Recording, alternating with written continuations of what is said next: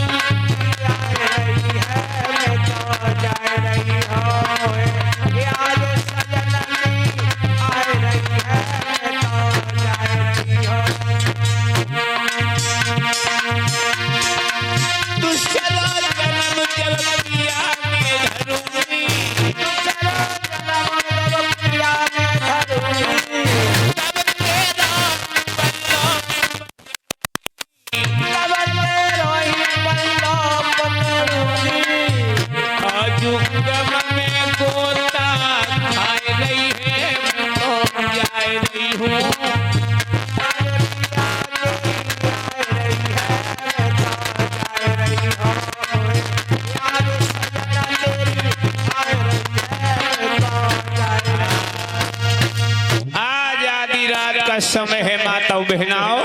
और रानी सुनीति जब जंगल में पहुंची है, एक कुआं देखा है रानी ने। कुआं में कूदने ही वाली थी, लेकिन तब तक देवर्षि नारद आ गए। देवर्षि नारद ने जो रानी सुनी, ना तो मुझे अपने पति का प्यार कब मिला है और ना ही मेरे पिया मुझे छोड़ के कभी परदेश गए हैं। ना बरसा थोड़ी वही ना कहूँ गयो किसान, खेत बीज ओढ़े नहीं सुनियो शब्द सुजान के बाबा। कोठी में पत्थरा पड़ गए हैं मेरो जीवन में कारना तुम्हारा। कोठी में पड़ गए हैं मेरो जीवन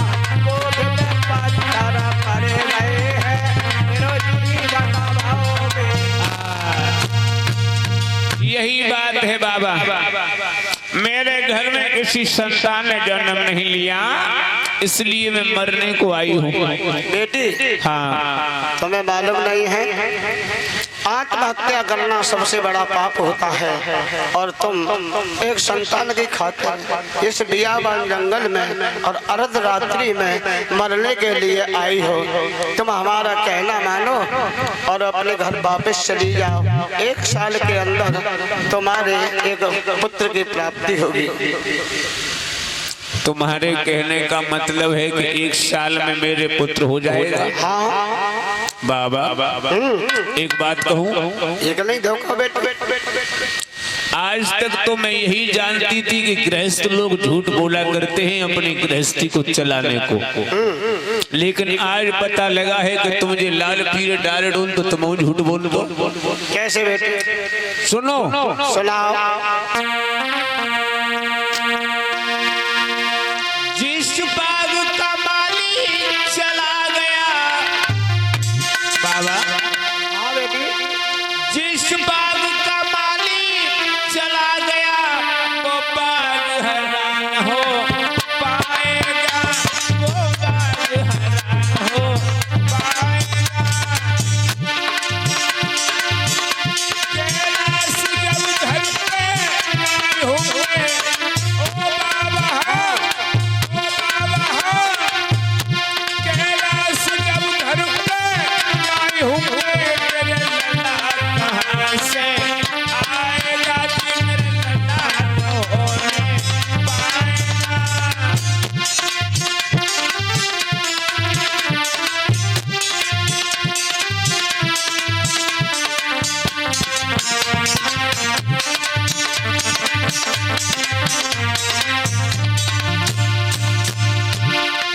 महाराज, मोए 6 महीना हाई बीत गए, क्या? पिया की सूरत ना लग पाई है, और बिन कैलाश के ओ बाबा मेरे लल्ला होने को आई है, मेरे लल्ला होने को आई है।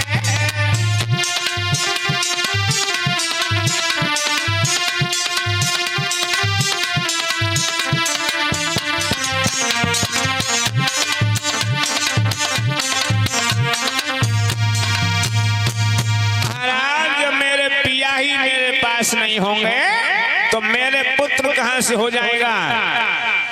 बेटी, हाँ, तुम्हारे पिया भी तुम्हारे घर पे आएंगे, लेकिन 1 साल का इंतजार करना। किसी ने कहा है कि मोर वचन चाहे पड़ जाए फीका, और संत वचन पत्थर की लीखा।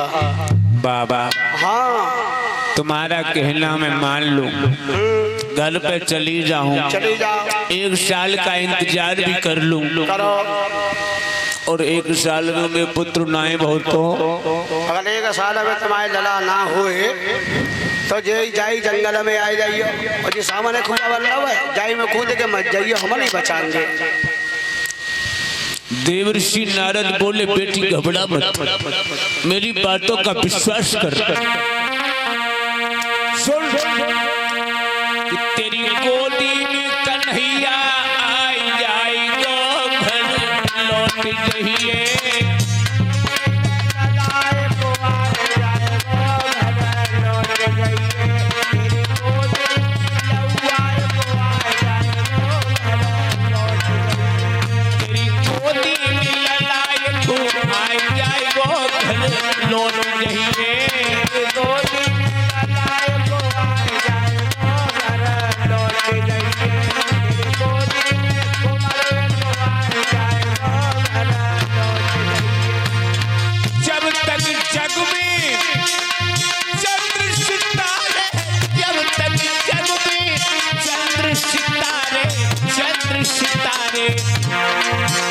तेरे बेटा को नाम भाई छाई जाए गो घर लौट गई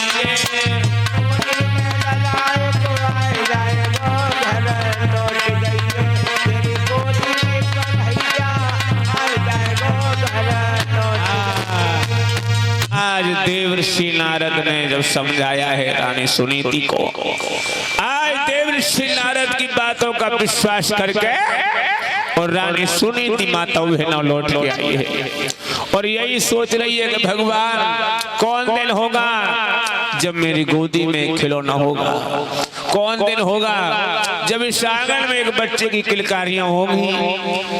और इन्हीं बातों को सोचते सोचते माता बहना हो रानी सुनीति को नींद आ गई है। और इधर जब सुबह हुआ अयोध्या नरेश ने अपनी फौज को निकाला और शिकार खेलने के लिए वन की तरफ चला है। राजा उत्तान पास शिकार खेलता हुआ वन में आगे बढ़ गया। साथ के जो सैनिक थे पीछे रह गए। घर पे लौटे आए सैनिक, राजा शिकार करता हुआ आगे बढ़ गया। सैनिकों ने आकर के घर पे समझाया है छोटी रानी को कि महाराज जंगल में काफी दूर निकल गए शिकार करते हुए, आप हमारे साथ और सेना भेजो।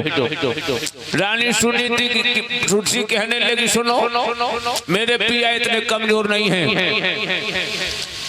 अरे वो जरूर सुबह तक लौट आएंगे, तुम सब जाकर के सो जाओ। महल के सारे दरवाजे बंद करवा दो। आज महल के सारे दरवाजे बंद करा दिए माता बहनों। और इधर आधी रात का जब समय हुआ है, आधी रात पर महाराज उत्तान पास जब लौट करके आए हैं, छोटी रानी के दरवाजे पर पहुंचे, आवाज लगा रहे महाराज, कुंजी को खटखटा रहे हैं। सुरची की बार खोल, लेकिन अरे सुखली दले सोई गई जागी रानी। फोन की बार खोले,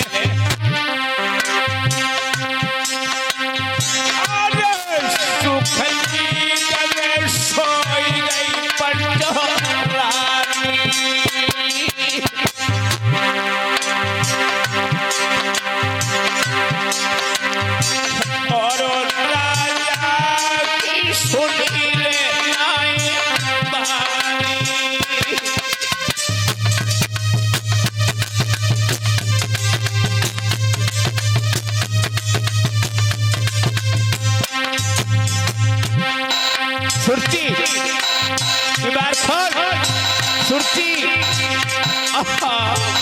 दीवार खोल। कितनी कड़ाके की सर्दी पड़ रही है और ये दीवार खोल।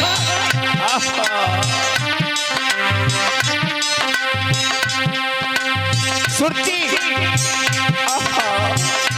दीवार खोल। ना ना ना ना ना, अब नहीं आवाज लगाऊंगा।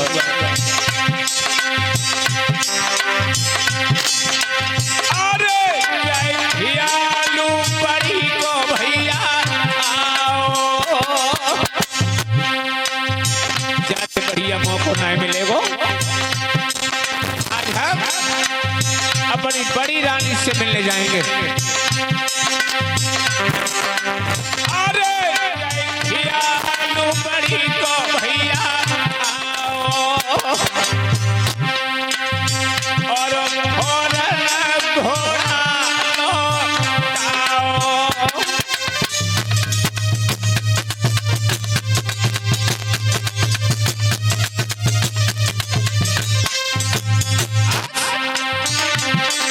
महाराज उत्तान पास। और जब बड़ी रानी सुनीति के दरवाजे पर पहुंचे हैं, आवाज लगा रहे हैं, सुनीति सुनीति तुम भी सो गई क्या? हाय बात दुखी है, नींद कहाँ आई रही? वो तो एक ही बार में उठ के बैठ गई, लेकिन सोचने लगी कि आज तक मेरे पिया मुझसे मिलवे नहीं आए, 6 महीना व्यतीत हो गए, लेकिन आज आए तो आधी रात के समय मिले भी आए। मुझे ऐसा लग रहा है कि मेरी सौत ने और मेरे पिया को बहका के और मुझे मारवे के लिए भेजो आधी रात में। तो अंदर सी कह रही है महाराज एक दिन पियाऊ भोर धरी पियो आजू करे लाओ सैया पत्थर को पियो।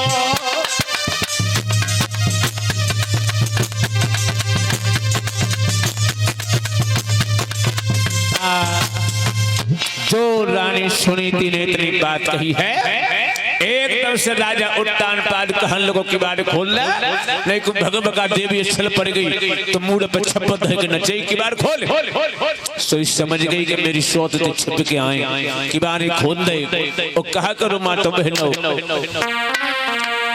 अरे धीरे धीरे चले भैया पकड़ी अंगुलियां बलम अपने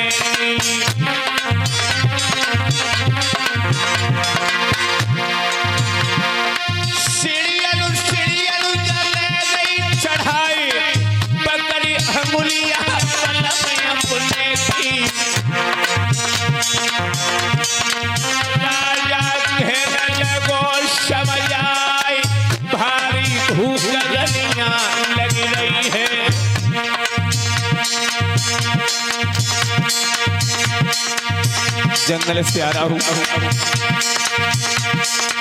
तेरी छोटी बहन के दरवाजे पर गया था लेकिन उसके दरवाजे बंद थे इसलिए मैं तेरे दरवाजे पर आ गया। अगर घर में कुछ हो तो हमें कुछ खाने को दे दो बहुत भूख लग रही है। सुनीति कहने लगी महाराज जाई बात को तो दुख है कि का तो मैं अब तुम्हें खवाऊंगी और कहाँ महाराज अब तुम्हें सुबाऊंगी कि तुझे टूटे खटोला में मोये नींद नहीं आवत है तो तुम्हें कहाँ से आ जाएगी। राजा उत्तान पाद कहन लोगों चिंता मत कर एक रात की बात है बैठे काट लेंगे। रानी कहने लगी समझ आए जौ की रोटी एक धरी है बाबू पे धर लो नमक समार जौ की रोटी नमक दे खाई। जो रानी सुनीति सुरची चौ भिलवाती थी रानी सुनीति के लिए भाई जौ की रोटी एक रखी थी और महाराज को दे दी और नमक दो के लिए महाराज दिया जाए मैं खाए जाए तो खाए लो। राजा ने जो एक निवाला मुंह में दिया है गले से नीचे नहीं उतराता माता बहनों।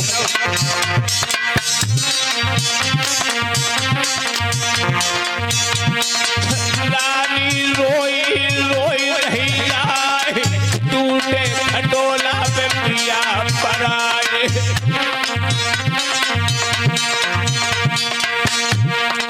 धीरे धीरे दवाई रही पाए तब ही राजा बोलने लागो।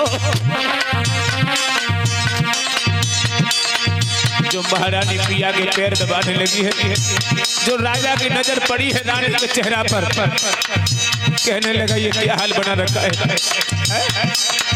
कितना समझाया था हटीली तुझे लेकिन तेरे दिमाग में एक बात नहीं आई थी ये क्या हाल बना रखा है। सुनीति कहने लगी महाराज अब तुम जा चमड़ा की तरफ मत देखो जो तुम्हारे लायक नहीं रहो।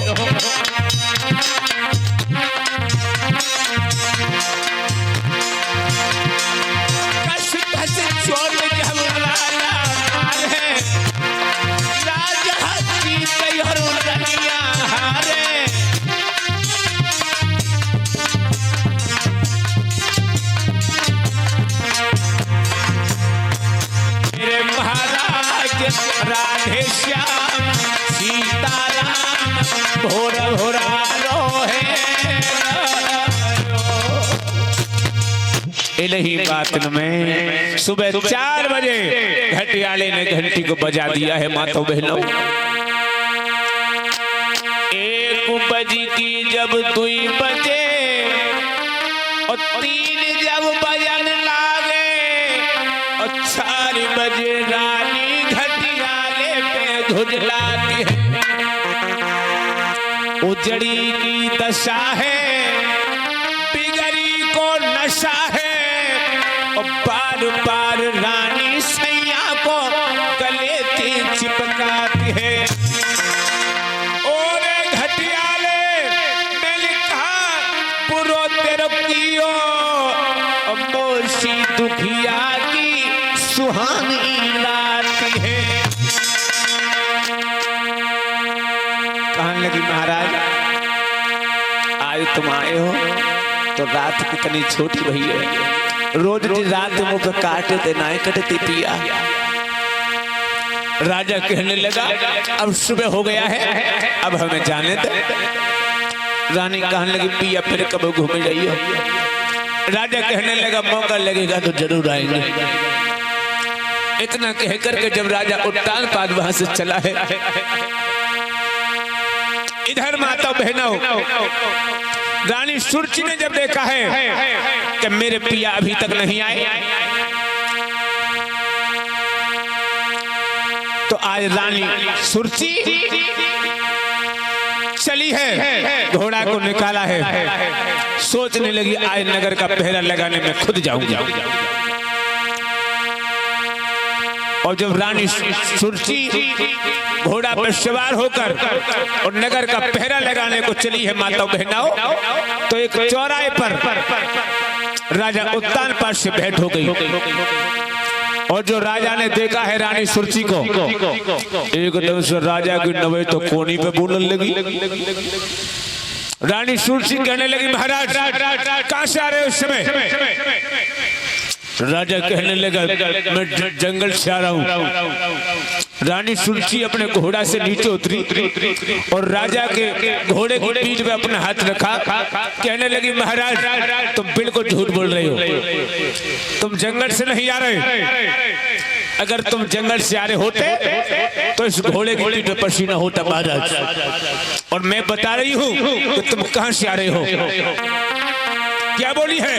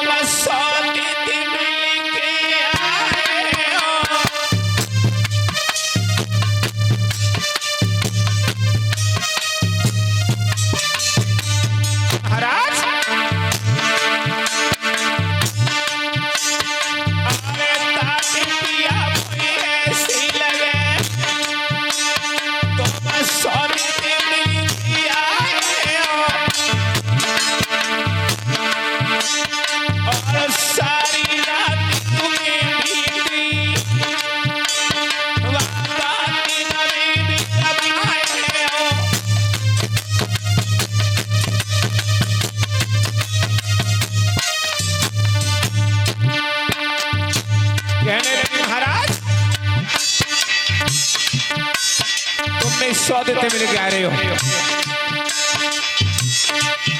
राजा उत्तान पाद कहने लगा मैं जंगल से आ रहा हूं।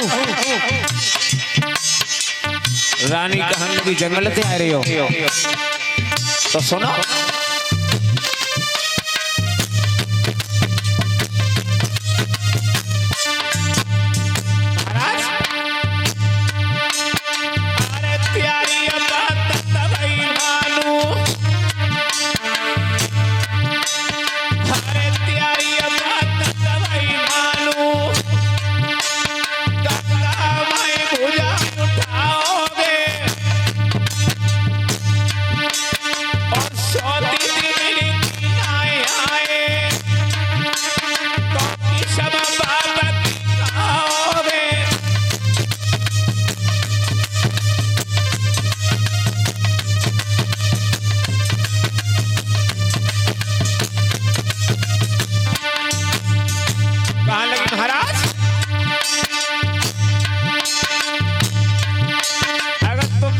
से मिलकर ना आए रहे तो अपने मनु पिता की कसम खाएंगे को कि तुम विश्वास से मिलकर ना आए रहे।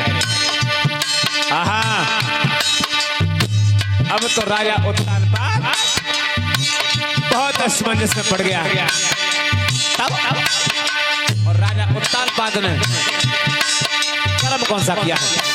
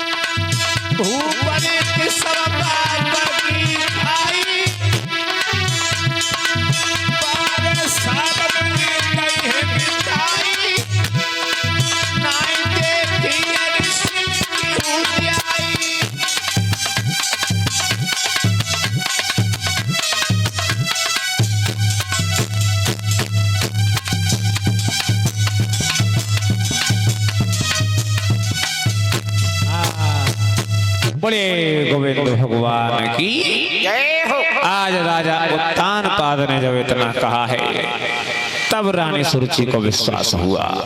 श्री सुखदेव जी बोले हैं राजा परीक्षित, आज रानी सुरुचि ने महाराज उत्तानपाद का बड़ा स्वागत किया है और एक पहर महाराज छोटी रानी के पहलों में रुके हुए।